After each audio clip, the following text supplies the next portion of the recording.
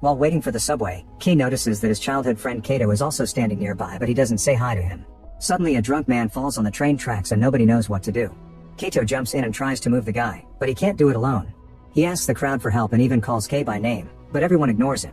With no other choice, Kato moves the man as much as he can, and once he's at the platform's edge, the crowd finally helps him pull the man up. At that moment the train appears and Kei tries to help Kato get back too, only for both of them to fall.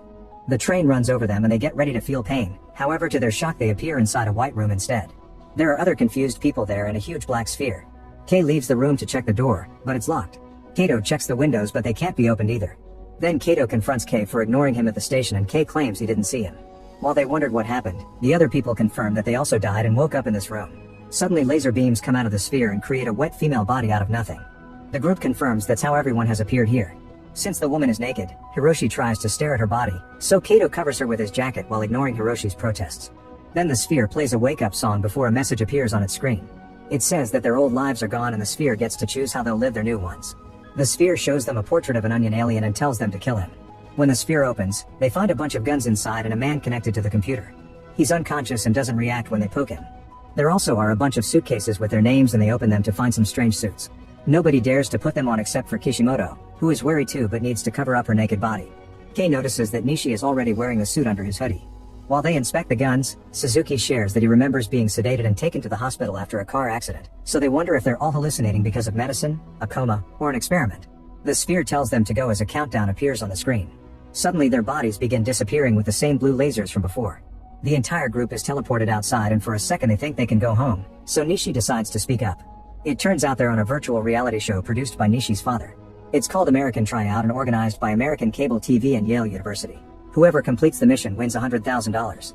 Nishi confesses he asked his father to put him on the show on purpose. Kei sees a child nearby and Nishi confirms that's the onion alien.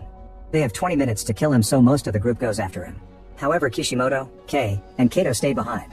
After a short chase the group manages to surround the kid, who pretends to be innocent before shooting slime from his nose to distract them and run away. Kei and the others are searching the area and notice there are no other people around. It also feels like they're walking in circles. Suddenly the chase passes by their side, so Kato and Kishimoto decide to follow it. This time it takes the group much more running to corner the boy again in a garage. Hiroshi shoots his gun and a blast of light makes the alien's arm explode. The boy responds by slashing the legs of 3 of the men, who furiously shoot their guns at the same time. The alien explodes and covers them in blood, causing Suzuki to throw up. Hiroshi thinks this is fun and starts shooting at the body repeatedly, causing more blood explosions until Kato stops him. At that moment a very tall man appears behind them and Hiroshi insults him, so the man cuts his leg off. Then he lifts him by the head, so Hiroshi shakes his arms trying to break free. This knocks off the man's wig, revealing he's also an alien and the boy's father.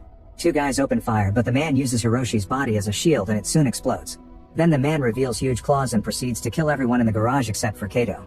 Kei hears the screaming and follows it to find the alien about to end his friend too, but suddenly Kishimoto tackles the man and sends him flying against a wall. Her suit is glowing blue, which means it's providing her with improved strength and speed. When the alien recovers, Kei rushes to hide behind a van. The alien hits Kato and Kishimoto, sending them flying at the same time. However, Kishimoto is unharmed thanks to the suit. Seeing this, Kei opens his suitcase but finds it empty. When the alien comes after him, Kei sneaks around the van and hits the man on the head with the suitcase from behind. Furious, the alien roars and breaks the street light bulbs. He raises his arm to attack Kei, but at that moment a bunch of wires appear and twist around the alien to trap him. Then Nishi turns off his camouflage and tries to give a gun to Kei, saying he was creative with the suitcase so he deserves the point. Kei raises the gun but he doesn't dare to shoot, so Nishi takes it back and kills the alien himself.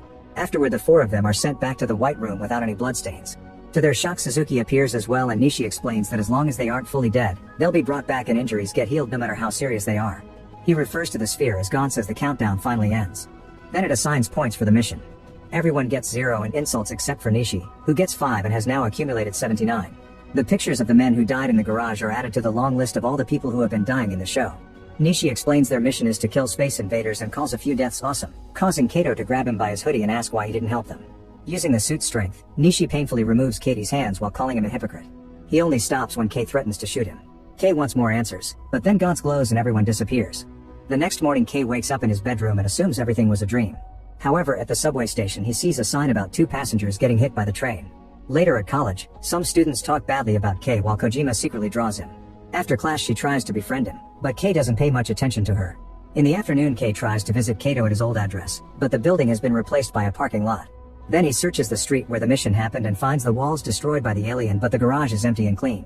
At that moment Kishimoto arrives and says she remembers everything too, she even has the suit. This confirms it was real, but they can't go to the police because nobody will believe them. Then Kishimoto asks Kei if she can stay at his house. When they get there, she explains she lives with her boyfriend and they recently broke up. She tried to self-delete in the shower, but instead she woke up in the white room. Kishimoto has the jacket Kato lent her, and in a pocket they find his notebook. Kei reads it to look for a new address and learns that Kato is on parole. He remembers that Kato never went to high school and his father was violent, which could explain a life turned to crime. Meanwhile, Kato has a nightmare about the death of the alien child. When he wakes up he goes to the bathroom and his brother Ayumu checks on him, but Kato tells him everything's fine. After the boy goes back to bed, the blue lasers take Kato's body and send him to the white room. Kei and the other survivors from the last mission are already there, plus 3 new people consisting of a young woman, a grandmother, and a crying child. Gantz plays the wake-up song and tells them that today's target is the Tanaka alien. Nishi tells them they can never escape Gantz and any deaths will just be replaced. Kei and Kato realize that Nishi used the 3 men yesterday as bait. Then Nish and 2 new people are already being teleported, so the others rush to grab the weapons and the suits. The child and the grandmother are the first ones to appear in a parking lot, and they're immediately found by the alien, who opens his mouth to reveal a bright light. When Kei also arrives, he's horrified to find the bodies on the ground. The alien is waiting nearby while listening to music and Kei wants to shoot it, but his gun hand hasn't finished appearing. When the alien sees him it opens fire, and Kei defends himself at the last second. Kei is hit by the blast, but the suit keeps him safe, while his own shot destroys the alien's boombox. Furious, the alien shoots again, however he aims at Nishi to get him out of camouflage mode. Nishi lands on top of a vent and the alien jumps to tackle him right through it. On the lower floor, they land on a car and the alien starts beating Nishi up. It's so strong that it breaks the suit, and the alien gets ready to shoot him. After some hesitation, Kato jumps in and grabs the alien to make it shoot the wall instead. When they fall to the floor, the alien turns its head and prepares another shot, but Kato jumps to make it fail again. The alien tries to escape from his hold, but Kato starts squeezing, and with the strength provided by the suit he manages to put it out. Kei rushes to check on a bleeding Nishi, who tells him to get 100 points to revive him and then dies. Suddenly the alien appears behind Kato and punches him down. Then it turns to shoot at Kishimoto, but Kato tackles her to save her and the shot destroys a few cars instead. The alien starts hitting Kato, who pushes Kishimoto out of the way to protect her again. Kei wants to shoot it, but he can't because he would hurt his friends.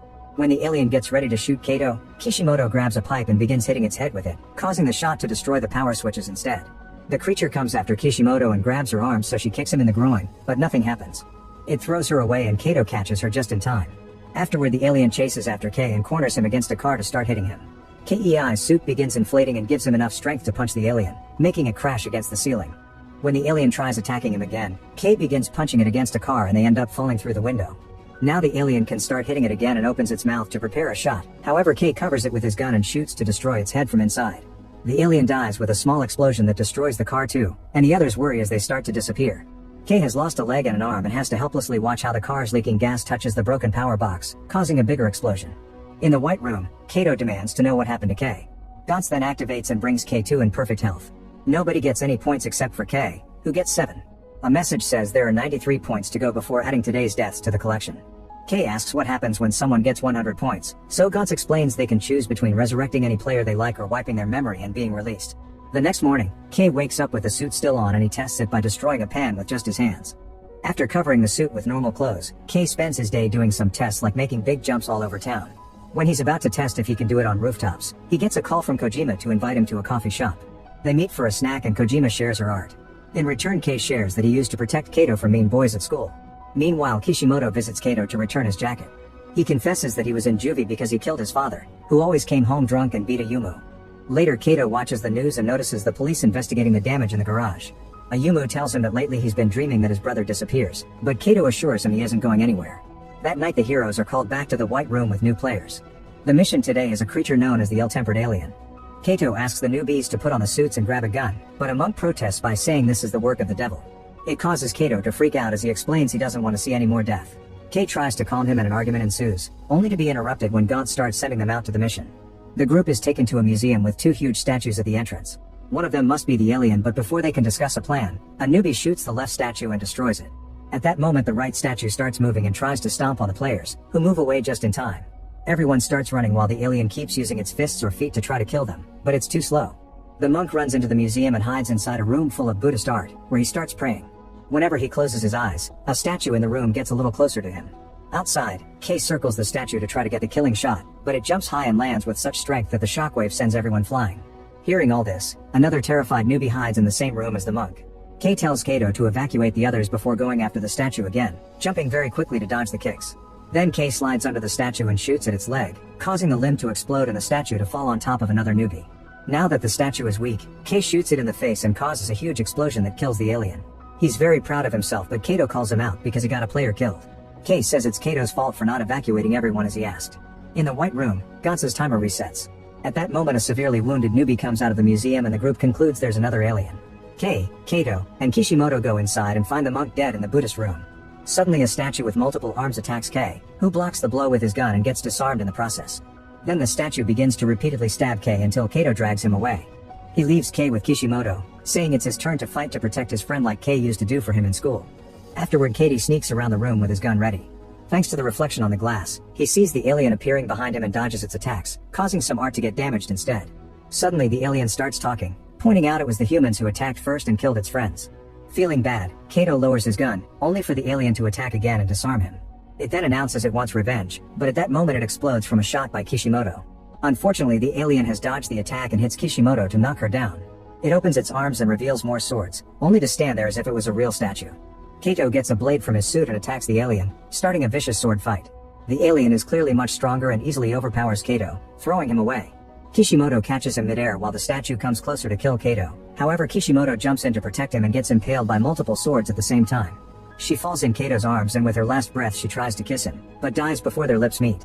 A furious Kato attacks the statue again, but the alien simply uses the swords to toss him from side to side by slashing his whole body, then finishes him with multiple stabbings. After throwing the body toward Kei, the alien says it'll destroy everything as revenge. Seeing all his friends dead, Kei forces his weak body to stand up and activates the suit to its maximum power. The alien easily blocks his attack and starts moving its arms, so Kei has to jump out of the way. Then he notices a gun stuck in the railing, so he makes another jump to dodge the swords and grab it. When the alien is close enough, Kei opens fire, however the creature blocks the shot with its swords. Next, the alien drops a small Buddha statue on the ground. The figure begins to crack and grow, getting so big that it destroys the stairs and bursts through the roof.